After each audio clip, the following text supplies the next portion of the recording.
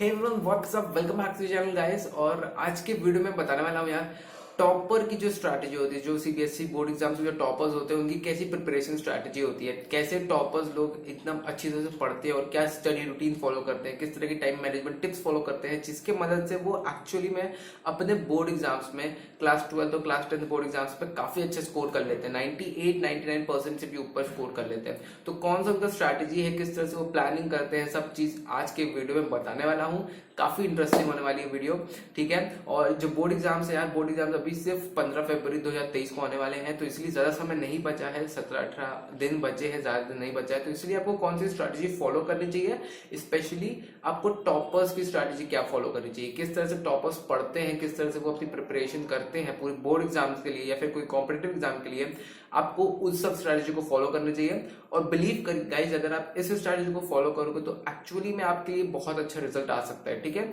मैं सिर्फ वीडियो के सेक के लिए नहीं बता रहा हूँ, एक्चुअली में बता रहा हूँ, क्योंकि ये खुद एक पर्सनल एक्सपीरियंस की स्ट्रैटेजी भी है। मैंने खुद इसको फॉलो भी की है अपने क्लास 10 और क्लास 12 एग्जाम्स में भी। तो फिर आपके लिए काफी ईजी होने वाला है इसको फॉलो करने में, ठीक है। तो आप इसको फॉलो करोगे, काफी अच्छा आपके पास भी रिजल्ट आ सकता है, ठीक है। तो चलो बिना किसी देरी के उस स्ट्रैटेजी की बात करते हैं।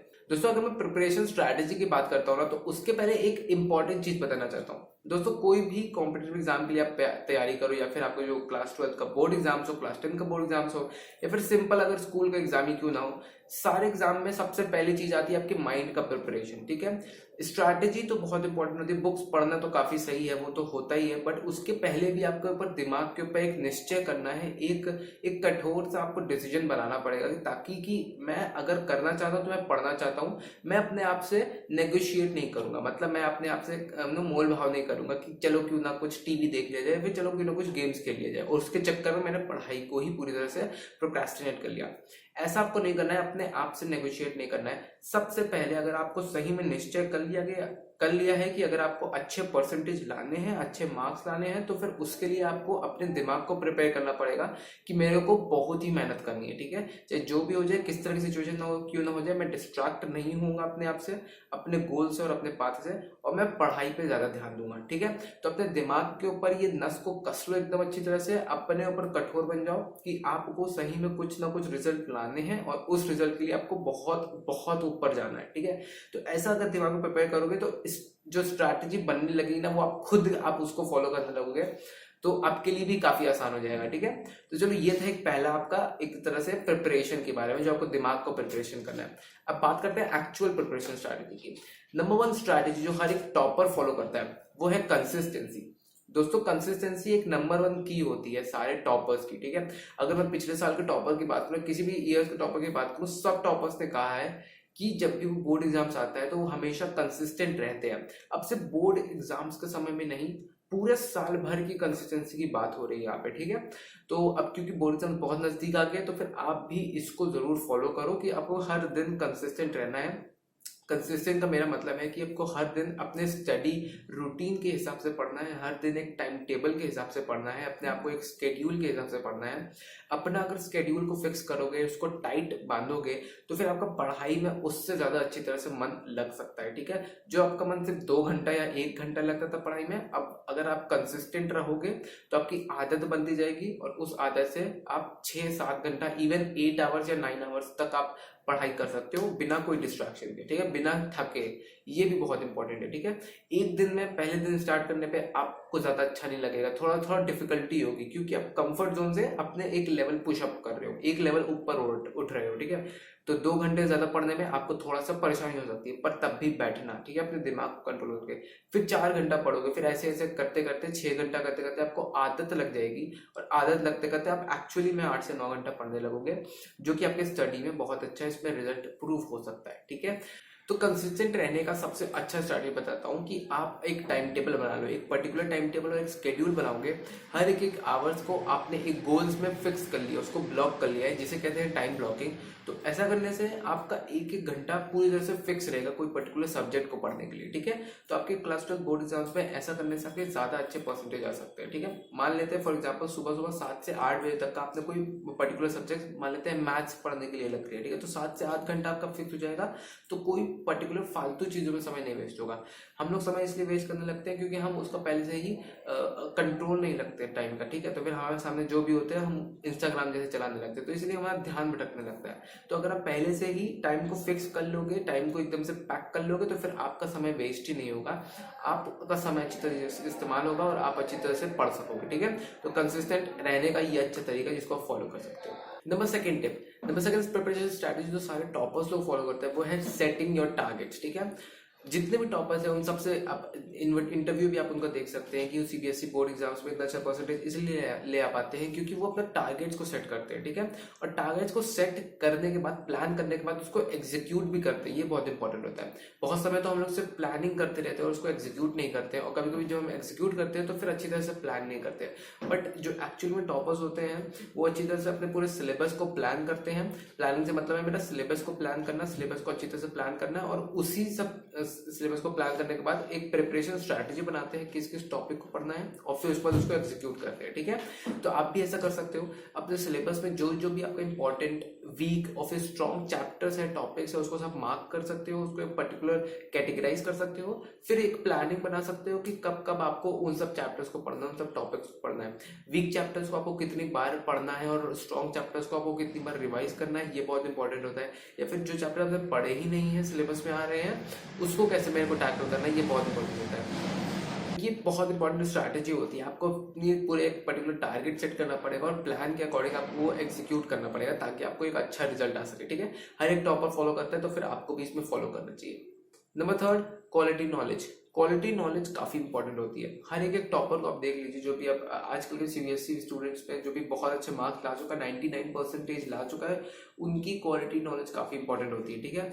सब टॉपर्स एडवाइस करते हैं आपको कि आप सिर्फ नंबर्स के पीछे मत भागिए, ये बेसिकली क्वालिटी नॉलेज के गेन करने के पीछे भागिए। जितनी नॉलेज आप लेंगे, जितना आप अंडरस्टैंड करेंगे कि कंसेप्ट को, उसमें उस सब्जेक्ट में आपके नंबर ज्यादा आने के चांसेस ज्यादा हो सकते हैं, ठीक है। क्योंकि अगर कोई क्वेश्चन पेपर में नंबर्स क्वेश्चंस को अगर ट्वीक कर दिया गया, थोड़ा सा चेंज कर दिया गया और अगर आपने उसका कंसेप्ट नहीं समझा है तो फिर वहां जाके आप ब्लैंक हो जाओगे, आपको आंसर ही नहीं आएगा, आपको पता ही नहीं चलेगा कि मेरे को क्या आंसर करना है, ठीक है। तो इसीलिए अंडरस्टैंड करना पड़ेगा कोर कंसेप्ट को अंडरस्टैंड करते हैं टॉपर्स जो होते हैं, जिनका अच्छे परसेंटेज आते हैं, वो हर एक कंसेप्ट को अंडरस्टैंड करते हैं, समझते हैं, डीपली उसको समझते हैं। उनके जितने डाउट्स होते हैं और जितने भी कंफ्यूजन होते हैं पर्टिकुलर क्वेश्चन को लेके या फिर पर्टिकुलर कंसेप्ट को लेके, वो पूरे क्लियर कर लेते हैं। वो सारे डाउट्स को अपने टीचर से पूछते हैं, अपने फ्रेंड्स से, फिर अपने फैमिली मेम्बर्स में से किसी एक से पूछते हैं कि सारे डाउट्स को क्लियर करके सारे कंसेप्ट को डीपली अंडरस्टैंड कर लेते हैं, ठीक है। तो अगर आपको भी एक अच्छा परसेंटेज लाना है तो फिर सीबीएसई बोर्ड में आपको सारे कंसेप्ट को अंडरस्टैंड करना आना चाहिए, रटना नहीं आना चाहिए। ये बहुत इंपॉर्टेंट है। रटना भूल जाओ और अंडरस्टैंड करने के बारे में सोचो। नहीं समझ में आ रहा है, गूगल की हेल्प लो, नहीं समझ में आ रहा है, यूट्यूब की हेल्प लो, बहुत ज्यादा रिसोर्सेज अवेलेबल है। अपने फ्रेंड से पूछ सकते हो, अपने फैमिली मेंबर से पूछ सकते हो, टीचर से पूछ सकते हो, अभी भी बहुत ज्यादा टाइम है। तो जितने भी डाउट्स है, जितने भी कंफ्यूजन है, जितना भी आपको समझ नहीं आ रहा है, अभी भी बहुत ज्यादा समय है। उस सब चीज को समझ लो, सब चीज को अच्छी तरह से अंडरस्टैंड कर लो ताकि आपके परसेंटेज भी बहुत अच्छी तरह से सुधार आ सके, ठीक है। तो इसको जरूर फॉलो करो। नंबर फोर्थ एडवाइस जो कि टॉपर देना चाहेंगे अपने प्रिपरेशन स्ट्रैटेजी के लिए क्लास 12 बोर्ड एग्जाम्स में, वो है एनसीईआरटी को रीड करना।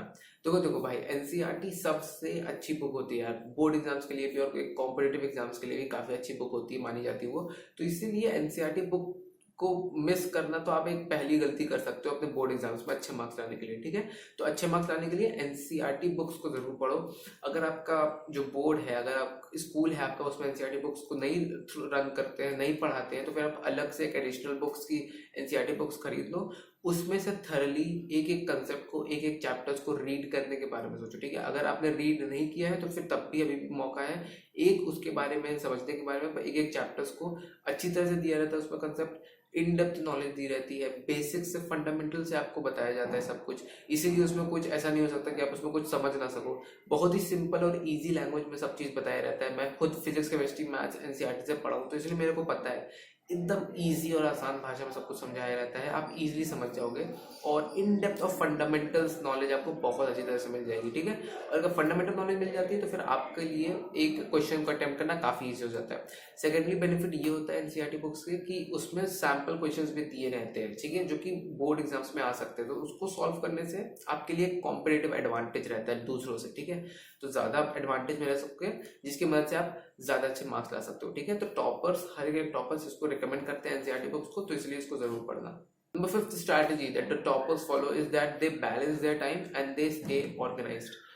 ऑर्गेनाइज रहना काफ़ी इंपॉर्टेंट होता है, अपने समय को बैलेंस करना बहुत इंपॉर्टेंट होता है, स्केड्यूल में रहना काफ़ी इंपॉर्टेंट होता है। हर एक टॉपर अपने समय को वेस्ट नहीं करता है, ठीक है, स्ट्रैटेजीज फॉलो करता है, अपने समय को पहले से ही लिखता है, टू डू लिस्ट बनाते हैं, ऑर्गेनाइज रहते हैं, अपने एनवायरनमेंट को बेटर बनाते हैं ताकि उनके पढ़ाई में कोई कमी ना आ सके। तो इसलिए अगर आपको भी अच्छे परसेंटेज लाने तो फिर अपने पढ़ाई के लिए बहुत अच्छी तरह से ऑर्गेनाइज रहना पड़ेगा और एक पर्टिकुलर टाइम टेबल और टू डू लिस्ट बनाना पड़ेगा, ठीक है। ऐसा करने से आप बहुत ही इजीली अब अच्छे मार्क्स ला सकते हो क्योंकि आपका मन अच्छी तरह से लगा रहेगा। अगर मन अच्छा लगेगा तो आप और मेहनत से और दिमाग लगा के पढ़ सकते हो, और जो कि ऑब्वियस सी बात है, अगर दिमाग लगा के अच्छी तरह से पढ़ोगे तो फिर आपके रिजल्ट भी काफ़ी अच्छे आएंगे, ठीक है। तो इसको जरूर फॉलो करना। And number 6 strategy is self study.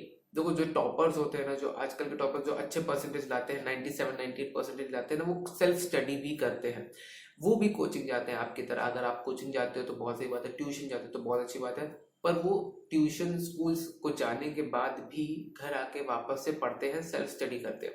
मैं खुद ऐसा करता था, मैं स्कूल जाता था, स्कूल जाने के बाद मैं कोचिंग जाता था, कोचिंग से आने के बाद मेरे पास जो 2-3-4 घंटे पढ़ते थे बचे होते थे, उस टाइम पे मैं पढ़ने पे बैठ जाता था, सेल्फ स्टडी करता था, ठीक है। ऐसा करने से क्या होता है, जब आप सेल्फ स्टडी करते हो तो फिर आपको खुद एनालिसिस होते हैं कि एक्चुअली में आपका कहाँ कहाँ वीक कंसेप्ट हो रहा है, कि क्या क्या टॉपिक्स आपको समझ नहीं आ रहे हैं, कौन कौन से फॉर्मुलेज और डेरिवेटिव जो है वो समझ नहीं आ रहे, जो वो करना है, और किस किस चैप्टर्स में आपको ज़्यादा फोकस करना है, ठीक है। ऐसा पूरा क्लियर पाथ नजर आने लगता है तो फिर आप इजीली उसको पढ़ सकते हो। तो इसलिए सेल्फ स्टडी पे ज़्यादा ध्यान दो, ठीक है, सेल्फ स्टडी पे ध्यान दो। नए नए क्वेश्चंस खुद से, डाउट्स को सॉल्व करने की कोशिश करो, खुद से क्वेश्चंस को प्रैक्टिस करने की कोशिश करो, mock test, previous year question papers खुद से लगाने की कोशिश करो। तो ऐसा करने से आप एक्चुअली में स्ट्रांग बनते जाओगे पढ़ाई में, और जिसकी वजह से आपके अच्छे मार्क्स आ सकते हैं, ठीक है। टॉपर्स भी फॉलो करते हैं, सेल्फ स्टडी ज़्यादा करते हैं वो एक्चुअली में, ठीक है। तो एक कोचिंग जाते हो तो अच्छी बात है, कोचिंग से आने के बाद फिर से पढ़ना पड़ेगा आपको 4 से 5 से 6 घंटे, अगर जितना समय अपने आप को दे सकते हो बहुत सही होता है। अपने आप को ज़्यादा समय दो, पढ़ाई में, सेल्फ स्टडी में ज़्यादा समय दो, आपके परसेंटेज और अच्छे आ सकते हैं, ठीक है। जो भी डाउट्स होंगे वो आपको सामने सामने सामने दिख जाएंगे आपके, तो आप उसको एक्चुअली में ऑन द स्पॉट क्लियर कर सकते हो, ठीक है। तो उसके लिए सेल्फ स्टडी करो, ठीक है। और number 7 and the last strategy जो मैं देना चाहूँगा वो है कि आपको previous year question papers, mock test, sample papers जैसी चीज़ें आपको लगानी चाहिए, ठीक है। बोर्ड एग्जाम्स में अगर आपको अच्छे परसेंटेज लाने हैं तो फिर एक ही सबसे इंपॉर्टेंट क्रूशियल तरीका है कि आपको अपने प्रीवियस ईयर क्वेश्चन पेपर्स और जो आपके सैम्पल पेपर्स, मॉक टेस्ट होते हैं वो ज़्यादा देना चाहिए। जितना ज़्यादा हो सके उतना ज़्यादा दीजिए, जितना समय हो सके उतना समय इसमें यूटिलाइज करिए, क्योंकि मॉक टेस्ट और प्रीवियस ईयर क्वेश्चन पेपर देने से आपकी और एनालिसिस बेहतर हो सकती है, ठीक है। आपको पता चल सकता है कि किस किस टॉपिक्स में, किस किस चैप्टर्स में आपका कंसेप्ट वीक है और उसमें आपके कम मार्क्स आने के चांसेस हो सकते हैं, ठीक है। तो ऐसा करने से आपको पता भी चल जाएगा कौन से चैप्टर्स में मेरे कम मार्क्स आ सकते हैं, कहाँ कहाँ मेरी गलतियाँ हो रही हैं। मॉक टेस्ट देने से आपको पता चल जाएगा कि कहाँ कहाँ आपकी गलतियाँ हो रही है, क्यों मेरे मार्क्स कम आ रहे हैं। उसी के अकॉर्डिंग आप और ज़्यादा पढ़ सकते हो, ठीक है। या फिर कोई डाउट्स है तो फिर आप वो क्लियर कर सकते हो, कंफ्यूजन है वो क्लियर कर सकते हो। आपके लिए ही बहुत अच्छा रहेगा, आप ही के लिए बहुत अच्छा रहेगा। तो इसीलिए जितना हो सके प्रीवियस ईयर क्वेश्चन पेपर लगाइए। 10 साल के लगाना मेरे ख्याल से मोर देन इनफ होने वाला है। पिछले साल के 10 साल के कोई पेपर लगा लो हर एक सब्जेक्ट्स के, आपके लिए काफ़ी आसान होने वाला है, ठीक है। तो हर एक टॉपर की फॉलो करता है तो फिर आपको भी फॉलो करना चाहिए सब। तो दोस्तों ये था एक कंप्लीट प्रिपरेशन स्ट्रैटेजी जो कि हर एक टॉपर, सीबीएसई बोर्ड एग्जाम के टॉपर होते हैं वो सब इसको फॉलो करते हैं, तो फिर आपको भी फॉलो करना चाहिए। ऐसा करने से मेरे को पूरा यकीन है कि आपके अच्छे मार्क्स आ सकते हैं, ठीक है। तो इसको जरूर फॉलो करिए यार, इसको मैं पूरे डट कर सामना करिए, इसको पूरे डट कर इस्तेमाल करिए, क्योंकि बहुत ही कम दिन बचे हैं। इस दिनों का अच्छी तरह से इस्तेमाल करिए, यूटिलाइज करिए और आप इजिली मार्क्स ला सकते हो, ठीक है। चिंता करने की बात नहीं है। आई होप आपको वीडियो काफ़ी अच्छी लगी होगी। वीडियो अगर अच्छी लगी तो प्लीज़ हिट लाइक बटन, अगर नहीं अच्छी लगी तो कोई बात नहीं, मैं इसी तरह की वीडियो आपके लिए और लाता रहूँगा। मिलते हैं नेक्स्ट, तब तक के लिए बाय, टेक केयर।